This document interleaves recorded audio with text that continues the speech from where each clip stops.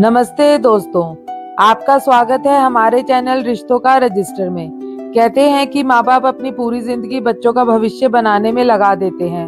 उन्हें इस बात की कभी परवाह नहीं होती कि उनके अपने सपने अधूरे रह गए। बस बच्चों की आंखों में खुशी बनी रहनी चाहिए। लेकिन कभी कभी जिंदगी ऐसी परीक्षा लेती है कि अपने ही लोग अनजाने में उन रिश्तों की कीमत भूलने लगते हैं। आज की कहानी एक ऐसे परिवार की है जहां पैसों की चिंता ने दिलों के बीच दूरियां तो पैदा कर दी, लेकिन एक छोटी सी घटना ने सबको यह एहसास करा दिया कि दुनिया की सबसे बड़ी दौलत बैंक बैलेंस नहीं बल्कि अपने होते हैं। लखनऊ के गोमती नगर में राजेश जी और उनकी पत्नी सविता जी अपने दोनों बेटों के साथ रहते थे। राजेश जी सरकारी स्कूल से रिटायर हुए थे। ईमानदारी की कमाई से उन्होंने एक छोटा सा घर बनाया था। बड़ा बेटा अमित एक प्राइवेट कंपनी में मैनेजर था। उसकी पत्नी नेहा पढ़ी लिखी और समझदार थी, लेकिन हर खर्च का हिसाब रखने की आदत थी। छोटा बेटा रोहित बैंक में नौकरी करता था। उसकी पत्नी पूजा शांत स्वभाव की थी, मगर भविष्य की चिंता उसे भी हर समय लगी रहती थी। कुछ साल पहले तक उस घर में हर शाम चाय के साथ हंसी गूंजती थी। सविता जी रसोई से आवाज लगाती, सब लोग जल्दी आ जाओ, चाय ठंडी हो रही है। राजेश जी मुस्कुराकर कहते, आज फिर मैं ही जीतूंगा, देखना लूडो में कोई मुझे नहीं हरा पाएगा। अमित हंसते हुए जवाब देता, पापा पिछली बार भी यही कहा था और हार गए थे। पूरा घर खिलखिला उठता। लेकिन धीरे धीरे सब बदलने लगा। अमित ऑफिस के काम से व्यस्त रहने लगा। रोहित बैंक से थककर लौटता तो सीधा अपने कमरे में चला जाता। नेहा और पूजा भी बच्चों और घर की जिम्मेदारियों में उलझी रहती। अब एक ही घर में रहते हुए भी सबकी दुनिया अलग अलग हो गई थी। एक शाम नेहा रसोई में राशन का हिसाब देख रही थी। उसने अमित से कहा, इस महीने फिर खर्च 50,000 से ऊपर चला गया। अमित ने पानी का गिलास उठाते हुए पूछा, इतना कैसे? बिजली का बिल, बच्चों की फीस, राशन, गैस, दवाइयाँ, कुछ बच ही नहीं रहा। अमित ने थकी हुई आवाज में कहा, मैं ओवर टाइम भी कर रहा हूँ, फिर भी बचत नहीं हो रही। उसी समय पूजा रसोई में आई।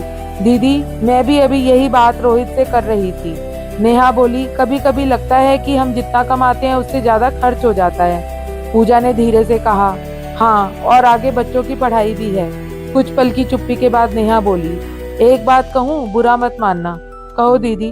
पापा जी की हर महीने पेंशन आती है, अगर वो थोड़ा सा घर खर्च में देने लगे तो सबका बोझ हल्का हो जाए।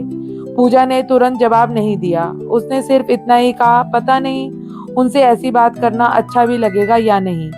इतने में रोहित भी वहां आ गया। क्या सोच में डूबी हो तुम दोनों? नेहा मुस्कुराई, कुछ नहीं, बस खर्चों का हिसाब लगा रहे हैं। रोहित ने गहरी सांस ली, सच कहूं मैं भी पिछले कई दिनों से तनाव में हूँ। ईएमआई, बच्चों का भविष्य और रोज बढ़ती महंगाई, समझ नहीं आता कैसे सब संभालें। उसी समय सविता जी रसोई में पानी लेने आई। उन्होंने बातचीत का आखिरी हिस्सा सुन लिया। वह कुछ पल वहीं खड़ी रही, फिर बिना कुछ बोले वापस कमरे में चली गई। रात को उन्होंने राजेश जी से कहा, आज पहली बार लगा कि शायद अब हम बच्चों के लिए जिम्मेदारी नहीं, बोझ बनते जा रहे हैं। राजेश जी मुस्कुराए, लेकिन उनकी मुस्कान के पीछे दर्द साफ दिखाई दे रहा था। उन्होंने कहा, नहीं सविता, बच्चे बुरे नहीं हैं, बस जिंदगी की दौड़ इंसान से बहुत कुछ कहलवा देती है। लेकिन आपने सुना ना, पेंशन की बात हो रही थी। सुना, और मुझे उनकी बात का बुरा नहीं लगा। मुझे इस बात का दुख है कि हमारे बच्चे इतने तनाव में जी रहे हैं कि उन्हें हर तरफ सिर्फ खर्च ही दिखाई दे रहा है। अगले रविवार राजेश जी सुबह सुबह बाजार गए। लौटे तो हाथ में गरम कचौड़ी, जलेबी और उनकी पसंद की मिठाई थी। सविता जी ने मुस्कुराकर कहा, आज क्या बात है? सोचा बहुत दिन हो गए, सब साथ बैठकर नाश्ता करेंगे। उन्होंने सबको आवाज दी। अमित आया, रोहित आया, नेहा और पूजा भी आकर बैठ गई। राजेश जी ने हंसते हुए कहा, याद है अमित, बचपन में जलेबी के लिए तुम रोने लगते थे? अमित मुस्कुरा दिया। और रोहित, तुम भाई की प्लेट से चुपके से उठा लेते थे। कुछ पल के लिए पुराने दिनों की मुस्कान लौट आई। नाश्ता खत्म होने के बाद राजेश जी बोले, सोच रहा हूँ अगले महीने हम सब कहीं 2 दिन के लिए घूम आए। बहुत समय हो गया है परिवार के साथ कहीं नहीं गए। नेहा ने धीरे से अमित की तरफ देखा। अमित बोला, पापा अभी शायद सही समय नहीं है, खर्च बहुत बढ़ गए हैं। रोहित ने भी कहा, हाँ पापा, थोड़ा इंतजार कर लेते हैं। राजेश जी ने सिर हिलाया। ठीक है बेटा, कोई बात नहीं। उन्होंने मुस्कुराने की कोशिश की, लेकिन इस बार उनकी आवाज पहले जैसी नहीं थी। 2 दिन बाद सुबह टहलते समय राजेश जी अचानक सड़क किनारे बैठ गए। उन्हें तेज चक्कर आया। आसपास के लोगों ने तुरंत अमित को फोन किया। अमित और रोहित दोनों उन्हें अस्पताल लेकर पहुंचे। डॉक्टर ने जांच करने के बाद कहा, घबराइए मत, समय पर ले आए इसलिए सब ठीक है, लेकिन अब हम इन्हें तनाव से बिल्कुल दूर रहना है। नियमित दवाइयां चलेंगी और कुछ टेस्ट भी कराने होंगे। शाम को सब लोग घर लौट आए। नेहा ने दवाइयों का बिल देखा और धीरे से बोली, इलाज लंबा चला तो खर्चा और बढ़ जाएगा। पूजा ने उसकी ओर देखा, फिर धीमी आवाज में कहा, भगवान करे पापा जी जल्दी ठीक हो जाएं। दोनों को यह पता नहीं था कि कमरे के बाहर खड़े राजेश जी ने उनकी हर बात सुन ली थी। उन्होंने एक पल के लिए आंखें बंद की, फिर चुपचाप अपने कमरे में चले गए। कमरे में पहुंचकर उन्होंने अलमारी खोली, सबसे नीचे रखी एक पुरानी लोहे की पेटी बाहर निकाली। पेटी के ऊपर सालों पुरानी धूल जमी हुई थी। उन्होंने रुमाल से उसे साफ किया, ताला खोला और अंदर रखी एक मोटी डायरी अपने हाथों में उठा ली।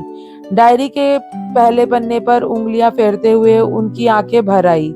सविता जी दरवाजे पर खड़ी उन्हें देख रही थी, लेकिन उन्होंने कुछ नहीं पूछा। राजेश जी ने बस डायरी को सीने से लगा लिया और धीरे से कुर्सी पर बैठ गए। अगली सुबह राजेश जी रोज की तरह सबसे पहले उठे। उन्होंने नहाकर पूजा की और फिर पुरानी डायरी लेकर बरामदे में बैठ गए। कुछ देर बाद सविता जी चाय लेकर आई। उन्होंने प्यार से पूछा, आज फिर वही डायरी निकाल ली?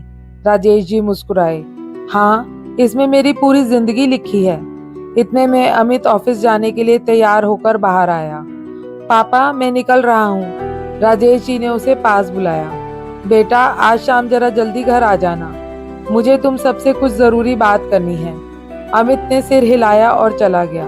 शाम को पहली बार कई दिनों बाद पूरा घर एक साथ ड्राइंग रूम में बैठा था। राजेश जी अपने हाथों में वही पुरानी डायरी लिए बैठे थे। उन्होंने मुस्कुराकर कहा, डरिए मत, मैं कोई जायदाद बांटने का नहीं सोच रहा हूँ। सब हल्का सा मुस्कुरा दिए। राजेश जी ने डायरी खोली। ये डायरी मैंने तुम्हारे पैदा होने के दिन से लिखनी शुरू की थी। उन्होंने पहला पन्ना पढ़ा। आज अमित पहली बार स्कूल गया। फीस भरने के लिए अपनी नई घड़ी बेच दी, लेकिन बेटे की आंखों की खुशी देखकर लगा कि मैंने कुछ खोया नहीं, बहुत कुछ पा लिया।